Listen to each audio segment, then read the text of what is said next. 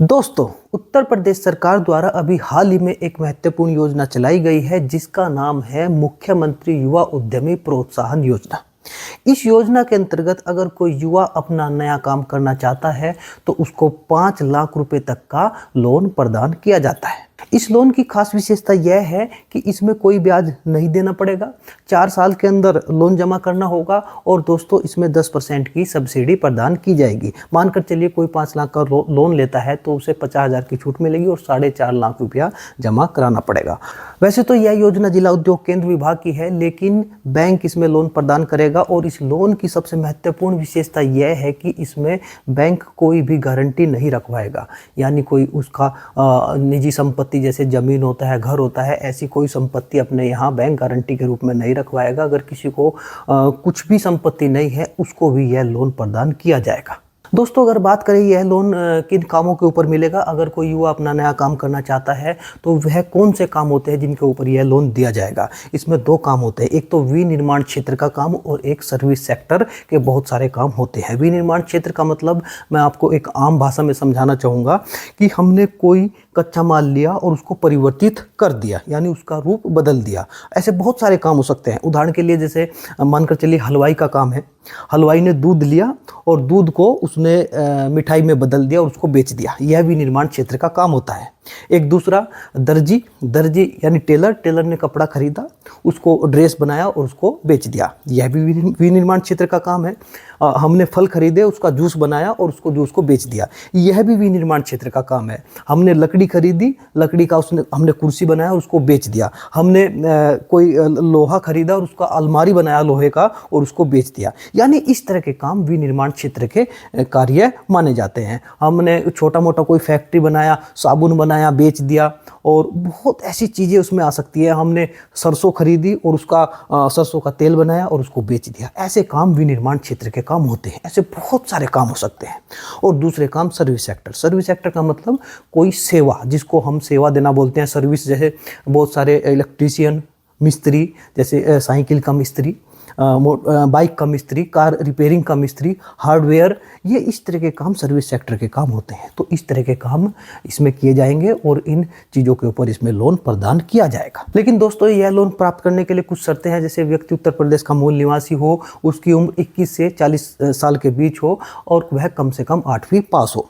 यह लोन प्राप्त करने के लिए ऑनलाइन आवेदन करना पड़ता है और ऑनलाइन आवेदन के समय हमें बहुत सारे डॉक्यूमेंट की आवश्यकता होती है। दोस्तों, आप देख सकते हैं ये सभी डॉक्यूमेंट की हमें आवश्यकता होती है। इस तरीके के 12, 13, 14 डॉक्यूमेंट की आवश्यकता होती है। इसमें 12वें नंबर का डॉक्यूमेंट है परियोजना रिपोर्ट। दोस्तों, जितने भी सारे डॉक्यूमेंट हैं उन सब के बारे में हम जानते हैं, लेकिन परियोजना रिपोर्ट इसमें एक नया डॉक्यूमेंट है। इसके बारे में हमें विशेष रूप से जानना होगा और इसमें बहुत से लोग पूछ भी रहे हैं कि यह आखिर क्या चीज़ है, कैसे हमें इसको भरना है, तो थोड़ा सा इसके बारे में कन्फ्यूजन है। दोस्तों, सबसे पहले तो हम बात करते हैं कि परियोजना रिपोर्ट क्या है।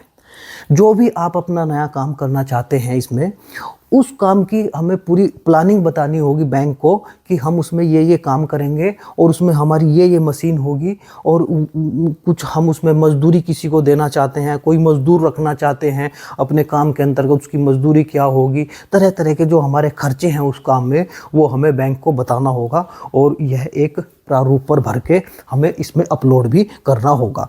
तो तरह तरह के प्रारूप है, हम किसी भी प्रारूप पर यह परियोजना रिपोर्ट बना सकते हैं। तो आज हम 1-2 प्रारूप के ऊपर चर्चा कर सकते हैं। दोस्तों, इसमें आप खुद भी कोई प्रारूप तैयार कर सकते हैं, उसका मैं आपको बताऊंगा कि हम कैसा प्रारूप तैयार करें और उसमें कौन कौन से पॉइंट होने चाहिए। अपने आप खुद भी तैयार कर सकते हैं और यहाँ जो मैं प्रारूप दूंगा उनका भी नकल कर सकते हैं, वो आपकी इच्छा है। तो दोस्तों, इसमें 2 प्रारूप मैं आपको दिखाना चाहूँगा। एक तो आप देख सकते हैं ये प्रारूप, इसमें ये चीज़ें लिखी जाती है प्रोजेक्ट रिपोर्ट में कि नेम ऑफ द कैंडिडेट, आपका नाम क्या है ये लिख सकते हैं। फिर फादर नेम, अपने पिता का नाम लिखिए परियोजना रिपोर्ट में। डेट ऑफ बर्थ, इसमें जो लोन प्राप्त कर रहा है वो अपने डेट ऑफ बर्थ लिख देगा। बिजनेस प्लेस, यानी आप अपना जो ये है नया काम करने जा रहे हैं, अपना व्यापार, वह कौन से स्थान पर करना जा रहे हैं, डिस्ट्रिक्ट लिख दीजिए। फिर प्रोजेक्ट नेम, यानी मोबाइल रिपेयरिंग, जो कि दोस्तों हम इसमें सर्विस सेक्टर के काम भी कर सकते हो, मैंने आपको बताया। तो यहाँ प्रोजेक्ट का नेम क्या है हमारा, जैसे मोबाइल रिपेयरिंग हो गया, या हम कुछ उसमें हलवाई का काम करना चाहते हैं, या सैलून खोलना चाहते हैं, जो भी हम काम करना चाहते हैं प्रोजेक्ट नेम वह हो जाएगा। फिर year of constitution of the firm, अगर हमारा कोई पुराना काम है उसके लिए भी हमें ये लोन मिल जाएगा। कब से हमारी वो दुकान है, वो व्यापार है, वो बिजनेस है, वो फर्म जिसको हम आगे बढ़ाना चाहते हैं, उस काम को, उस फर्म की स्थापना कब हुई थी, वो चीज़ यहाँ पूछी गई है। आप लिख सकते हैं pan of the candidate, pan number पूछ रहा है। टर्म लोन, दोस्तों टर्म लोन इसमें क्या क्या मशीन आप लेंगे उनका खर्चा पूछा है। वर्किंग कैपिटल, दोस्तों यह जो टर्म लोन है, मशीनरी, वर्किंग कैपिटल है, इसको मैं अभी थोड़ा आगे चलकर आपको समझाऊंगा। यह बहुत विशेष बात है, अभी थोड़ा आगे देख लेते हैं। कंप्लीट लेबर, इसमें कितने हमें लेबर चाहिए, जो हम अपना काम करना चाहते हैं उसमें कितने हमें मजदूरों की आवश्यकता पड़ेगी, इसको थोड़ा बाद में देखेंगे। दोस्तों एक दूसरा प्रारूप यह भी है, यह थोड़ा बड़ा प्रारूप है, इस प्रारूप के बारे में हम डिटेल से बात करेंगे। इसको जूम करके देखते हैं। परियोजना रिपोर्ट में नंबर 1 आवेदक का नाम व पता, इसमें अपना नाम लिख देंगे, पता भर देंगे। प्रस्तावित योजना का नाम, दोस्तों इसमें जो हमारा काम है उस काम के बारे में लिख देंगे। जैसे हम हलवाई की दुकान, जूस की दुकान खोलना चाहते हैं, बढ़ई की दुकान खोलना चाहते हैं, वो मोबाइल रिपेयरिंग की, कार रिपेयरिंग की, वो यहाँ लिख देंगे। फिर इस प्रस्तावित कार्यशाला का पता, इसमें पता भर देंगे, जहाँ आपकी शॉप होगी, जहाँ आपका यह बिजनेस है, जहाँ आपकी फैक्ट्री है, ये वो सब लिख देंगे। ग्राम का नाम लिख देंगे, पोस्ट का नाम लिख देंगे। भूमि भवन स्वयं की है या किराए की, दोस्तों यहाँ भी ये मेंशन करना पड़ेगा। अब आता है मशीनरी का विवरण व अन्य विवरण। दोस्तों अब ये महत्वपूर्ण बात है, मैं इसको थोड़ा सा आपको स्क्रीन बोर्ड पर ले जाता हूँ और वहाँ मैं इसको आपको समझाऊँगा। दोस्तों इस परियोजना रिपोर्ट के अंतर्गत जो भी हम काम करना चाहते हैं उसमें हमें टोटल कितना खर्चा हमारे काम में आएगा, वो सब डिटेल हमें परियोजना रिपोर्ट में देनी होगी, अपलोड करनी होगी, बैंक वालों को बताना होगा। तो दोस्तों हम इसमें एक उदाहरण लेकर चलते हैं। मानकर चलिए हमें हलवाई का काम करना है, एक यही उदाहरण हम इसमें ले लेते हैं। तो दोस्तों यह लोन 2 भागों में बढ़ जाएगा। एक तो इस लोन के अंतर्गत स्थायी पूंजी होगी और एक दूसरी उसको हम कार्यशील पूंजी बोल सकते हैं। कार्यशील पूंजी को वर्किंग कैपिटल भी बोलते हैं। तो हमें स्थायी पूंजी में देखना होगा कौन कौन सी चीज़ आएगी, कार्यशील पूंजी में देखनी होगी कौन कौन सी चीज़ आएगी। अब हम हलवाई की दुकान खोलते हैं। दोस्तों हलवाई की दुकान में स्थायी पूंजी में मशीन हमें क्या क्या चाहिए, एक हलवाई को क्या मशीन चाह सकती है आप बताइए। मशीन जैसे उसको फ्रिज भी एक मशीन है, क्योंकि फ्रिज में वह अपनी मिठाई रखेगा हलवाई, उसको उसकी आवश्यकता होगी। इसके अलावा फ्रिज के अलावा कौन सी चीज़ हो सकती है दोस्तों, जैसे ओवन वगैरह है, कुछ ओवन हो सकता है, या अन्य कुछ ऐसी चीज़ हो सकती है। हलवाई के पास समोसा बनाने की मशीन होती है, हलवाई समोसा भी देते हैं, बनाते हैं उसको, समोसा बनाने की मशीन, समोसा मशीन, या अन्य दोस्तों और भी मशीनें हो सकती हैं, वो आप अपने हिसाब से देख सकते हैं। मैं तो एक थोड़ा आपको बताऊंगा। उपकरण, दोस्तों उपकरण की क्या आवश्यकता होगी, जैसे कढ़ाई, कोंचा जिसको बोलते हैं दोस्तों, बर्तन, और इसमें परात, इस टाइप की चीज़ें। यानी दोस्तों स्थायी पूंजी का मतलब है जो चीज़ स्थायी रूप से बनी रहती है, वो इतनी जल्दी नष्ट नहीं होती, यानी रोज के रोज नष्ट नहीं होती, उसको हम स्थायी पूंजी कहेंगे। और स्थायी पूंजी में कितनी चीज़ें आ सकती है, जैसे मशीन आ गई, उपकरण आ गए। अच्छा फर्नीचर भी हलवाई को चाहिए, उसको कुर्सी भी चाहिए, उसको बैठने के लिए, उसको कुछ सामान रखने के लिए मेज भी चाह सकती है, उसको अन्य कुछ और जैसे स्टॉल उसका है, वह लकड़ी का स्टॉल लगाए, कांच का स्टॉल लगाए, तो ऐसी जो फिक्स चीज़ें हैं उसको चाहिए, वो इसमें आ जाएगी। अच्छा दोस्तों उपकरण में पंखा भी हो सकता है, उसको पंखा चाहिए, उसको एसी चाहिए, मतलब अपनी दुकान में ये सब चीज़ लगाने के लिए चाहिए, वो सब चीज़ें स्थायी पूंजी में आ जाएगी। और उसे अलग अलग इन चीज़ों की डिटेल देनी होगी और हर चीज़ का उसको रेट खोल देना होगा, मार्केट में पता करेगा उस रेट का, और अपना जो परियोजना रिपोर्ट है उसमें उसका लगभग जो रेट है वो भर देगा, एक्यूरेट नहीं, लगभग उसका रेट भर देगा। दूसरा दोस्तों कार्यशील पूंजी में, अब कच्चा माल, हलवाई को कच्चा माल क्या चाहिए,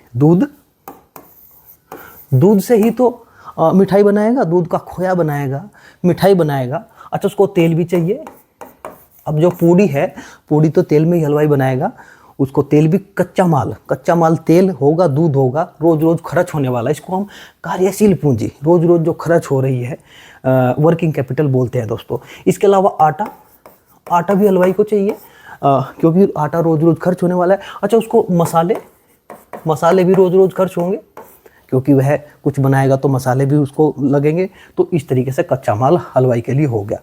मजदूरी, अच्छा हलवाई अपने यहाँ एक दो किसी लड़के को रख सकता है, उनको मजदूरी भी देगा, या कोई अपना मैनेजर भी रख सकता है। बड़ा हलवाई है, बड़ी दुकान है, एक मैनेजर भी रख सकता है। तो जो मैनेजर होगा उसको वेतन देगा, लड़के को मजदूरी देगा।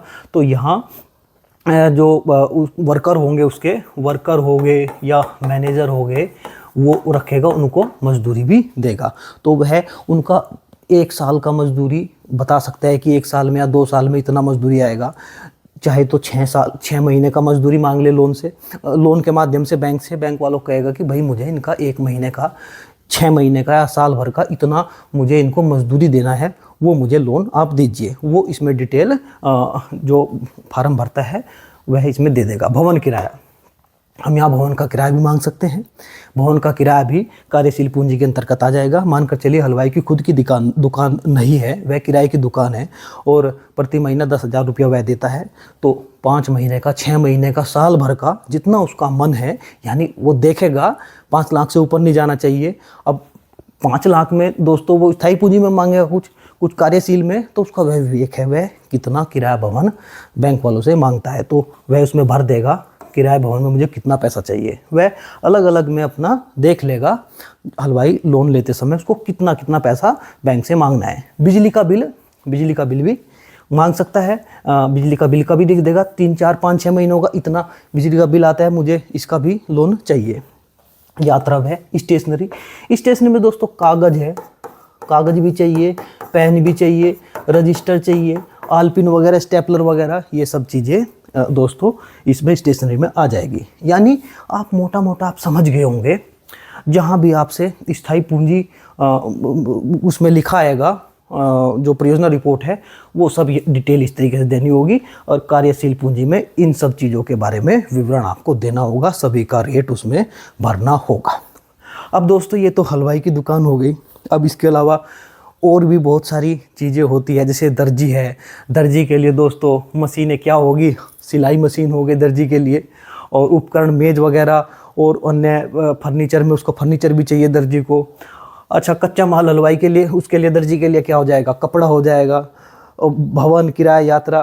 तो दोस्तों वो आप अपने आप खुद देख सकते हैं, मैं तो आपको एक थोड़ा आइडिया दिया कि कैसे कैसे आपको कर रहा है। इसके अलावा अन्य बहुत सारे काम हैं। कोई मैकेनिक की दुकान है, मैकेनिक क्या करेगा, मैकेनिक को दोस्तों स्थायी पूंजी में बहुत सारी चीज़ें नहीं चाहिए होती। कार्यशील पूंजी में उसको कुछ, जैसे फोटो स्टेट की दुकान है, फोटो स्टेट का भी एक काम दोस्तों सर्विस सेक्टर का ही काम है, वह फोटो स्टेट कर रहा है। तो एक तो पहले तो उसको फोटो स्टेट की मशीन चाहिएगी और बहुत सारे उसको कागज़ चाहिएंगे। यानी फोटो स्टेट की मशीन तो स्थायी पूंजी हो गई। फोटो स्टेट करने वाला अगर अपना कोई काम करना चाहता है तो वह स्थायी पूंजी में उसकी मशीन की कीमत डाल देगा, और कार्यशील पूंजी में बहुत सारे वह कागज़ के जो बंडल है वह खरीदेगा, वो उसमें डाल सकता है। तो दोस्तों इस तरीके से हम इसको अलग अलग जगह कर लेंगे।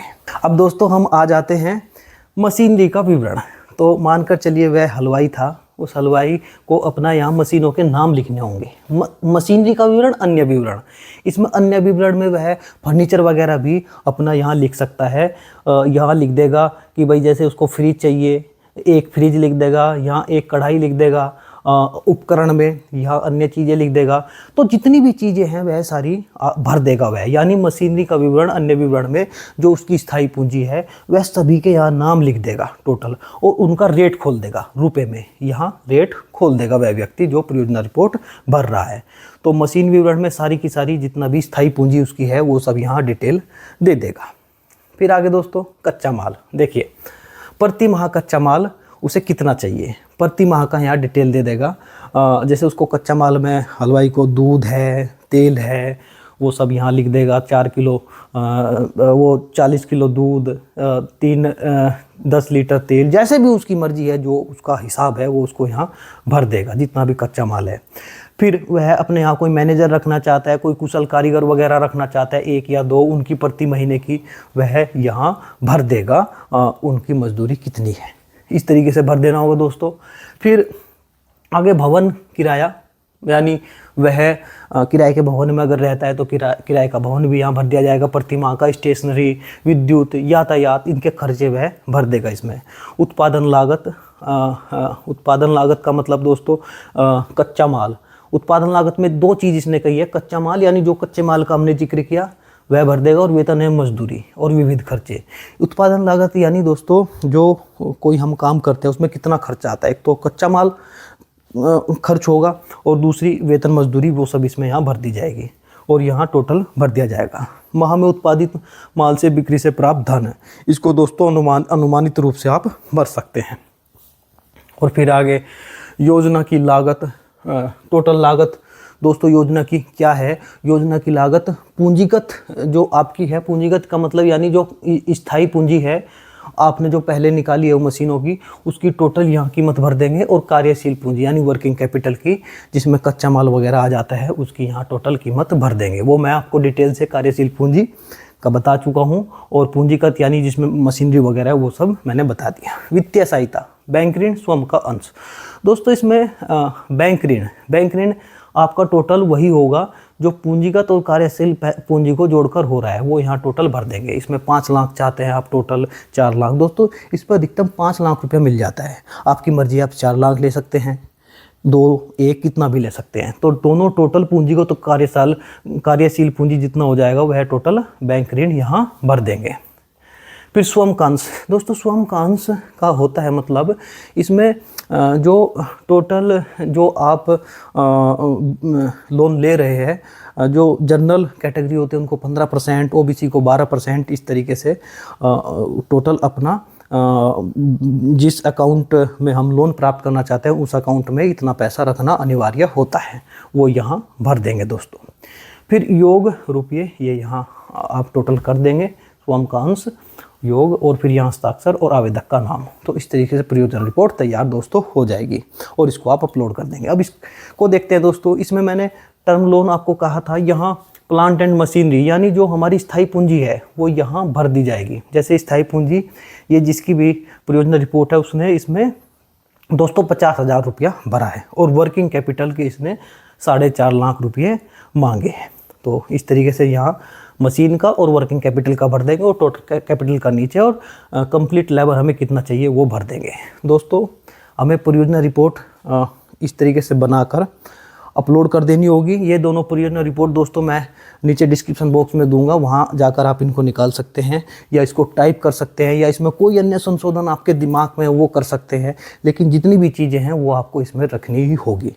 और दोस्तों इसमें बैंक वालों को भी आपको समझाना होगा, उन्हें कन्विंस करना होगा। कभी कभी बैंक वाले ऐसा भी हो सकते हैं कि परियोजना रिपोर्ट किसी सीए की भी मांग सकते हैं, कभी कभार ऐसा हो सकता है, तो सीए से भी आपको परियोजना रिपोर्ट बनवानी पड़ सकती है। लेकिन परियोजना रिपोर्ट क्या है उसका आपको आइडिया हो गया होगा। तो परियोजना रिपोर्ट इस तरीके की होती है, आपको भरनी होगी और अपलोड कर देनी होगी।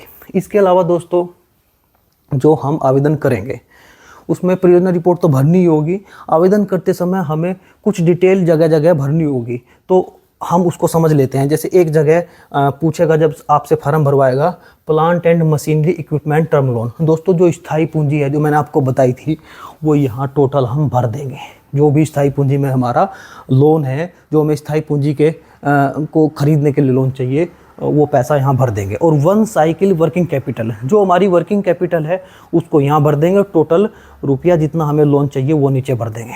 दोस्तों एक जगह फिर ये पूछेगा प्लांट एंड मशीनरी, यहाँ भी आप समझ सकते हैं, यहाँ जो स्थायी पूंजी है उसका भर देंगे, रुपयों में भर देंगे, दोनों जगह दोस्तों लिख देंगे। यहाँ मशीनों का नाम लिख देंगे दोस्तों, यहाँ सारी चीज़ों का, और यहाँ इसका कुल टोटल पैसा भर देंगे। और दोस्तों इसमें नीचे यहाँ जो प्लस है, इस प्लस पर जितने भी निशान लगाते जाएंगे इतने ही इसमें यहाँ लाइन बनती जाएगी। जैसे मानकर चलिए हमने इसमें 2 निशान लगाए, प्लस पर 2 निशान बन गए, तो इसमें स्थायी पूंजी दोस्तों यहाँ जो जितनी भी हमारी मशीनें हैं, हमें कितनी मशीनें चाहिए, यहाँ मशीनों के नाम लिखते जाएंगे हम, कोई उपकरण चाहिए, यानी स्थायी पूंजी के अंतर्गत हमें जितना भी सामान चाहिए वो यहाँ हम लिखते जाएंगे और उनका टोटल रेट करते जाएंगे और यहाँ कुल रकम आ जाएगी। फिर इसके बाद दोस्तों कुल स्थायी पूंजी वो लिख देंगे हम, कार्यशील पूंजी वो जो कार्यशील पूंजी है वो लिख देंगे और परियोजना लागत रुपये में वो भी यहाँ भर देंगे। आप देख सकते हैं कार्यशील पूंजी, स्वतः पूंजी नियोजन। स्वतः पूंजी नियोजन का मतलब है कि हमें अपने बैंक खाते में अगर सामान्य जाति के हम हैं तो 15% अपने बैंक खाते में पैसा रखना पड़ता है, तभी हमें लोन मिलेगा। ओबीसी को 12% और SC ST दिव्यांग को उसमें 10% होता है दोस्तों। बैंक ऋण कुल योग में, यानी कितना हम ऋण लेंगे, जो परियोजना लागत होती है वो यहाँ भर देंगे दोस्तों। इसको हम रोजगार की संख्या दोस्तों यहाँ ये भर देंगे। इसके अलावा दोस्तों अन्य कोई इस लोन के संबंध में आपको जानकारी लेनी है तो मेरा व्हाट्सअप नंबर है और नीचे डिस्क्रिप्शन बॉक्स में भी इसके संबंध में मैंने कुछ वीडियो डाली है, वहाँ जाकर भी इस योजना के बारे में आप जानकारी ले सकते हैं।